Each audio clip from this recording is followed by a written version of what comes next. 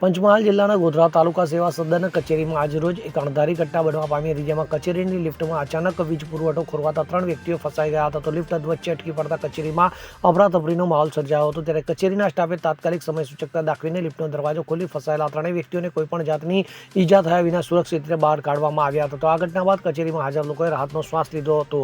તો સ્ટાફની ત્વરિત કાર્યવાહીને કારણે કોઈ અનિચ્છનીય ઘટના પણ બનવા નહોતી પામી. ત્યારે આ ઘટનાએ લિફ્ટની નિયમિત જાળવણી અને કટોકટી સમયની વ્યવસ્થાની અગત્યતા પર ભાર મૂક્યો છે. Bureau report CN24 news. હવે જુઓ દેશ દુનિયાની તમામ ખબરો તમારી આંગળીના ટેરવે. ઉઠાવો મોબાઈલ અને Google Play Store પરથી ડાઉનલોડ કરો અમારી CN24 ન્યૂઝ મોબાઈલ એપ.